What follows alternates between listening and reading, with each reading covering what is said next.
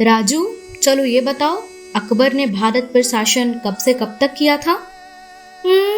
Madam जी, पृष्ठ संख्या 31 से लेकर 37 तक। सुनकर हंसी आई ना? अच्छा, पहले भी सुना था क्या ये चुटकुला? चलिए मान लीजिए।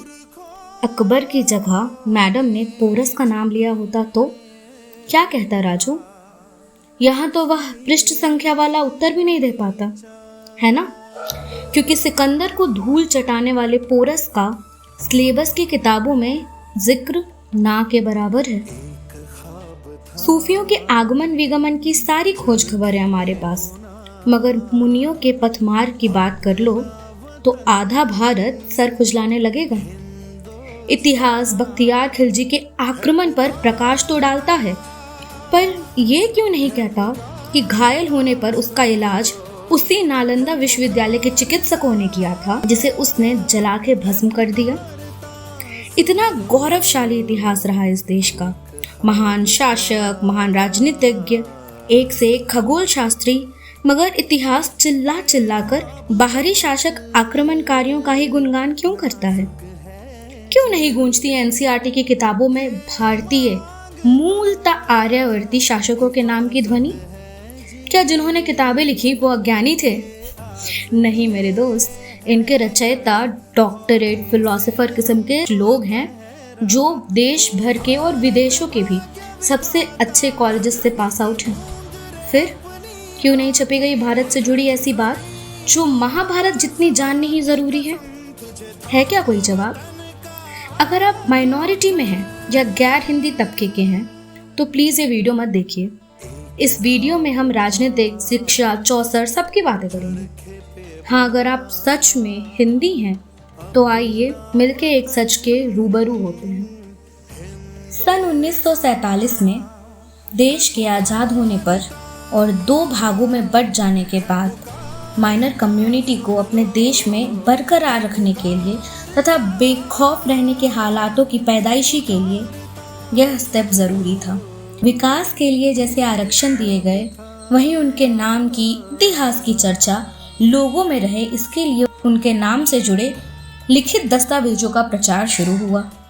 किताबें छपी, अखबारों में विशेष कॉलम बने और सन 1947 में शुरू हुआ यह कार्यक्रम 2022 तक जारी रहा। आपको जानकर आश्चर्य होगा कि हम आज भी लॉर्ड थॉमस मैकाले द्वारा निर्मित व्यवस्था में ही पढ़ रहे हैं, आज़ादी के इतने साल बाद भी।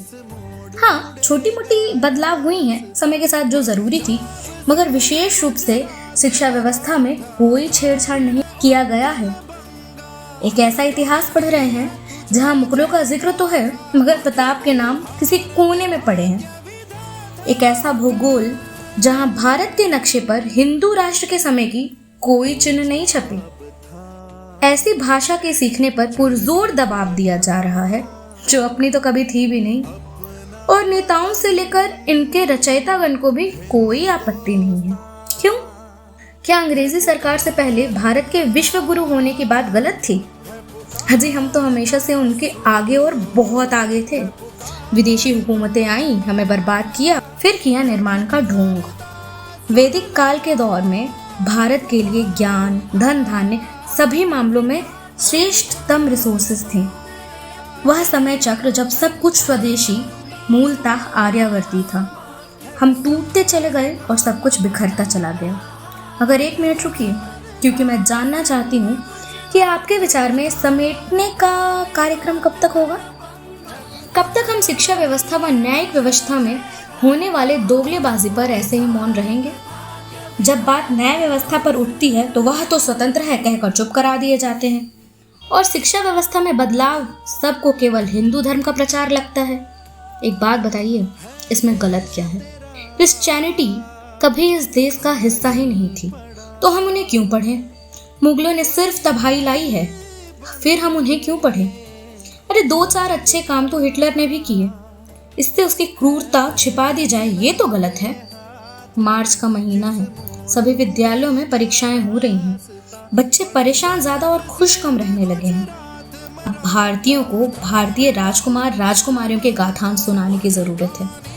उनके द्वारा यह सिखाने की जरूरत है कि मजबूती उनके खून में है। जिस मैथ से वो नफरत करते हैं ना, वापस से वैदिक मैथमेटिक्स पढ़ाने की ज़रूरत है। शिक्षा नीति से आने वाले बदलाव को ज़मीन पर उतारने की ज़रूरत है। और हाँ, आपका हमारा इस पर समर्थन देने की ज़रूरत है। इससे पहले हमारे देश का इतिहास हमसे ही कोई ले जाए, हमारा एक स्वर में बदलाव के मांग को पूरा करने की ज़रूरत है। धन्यवाद।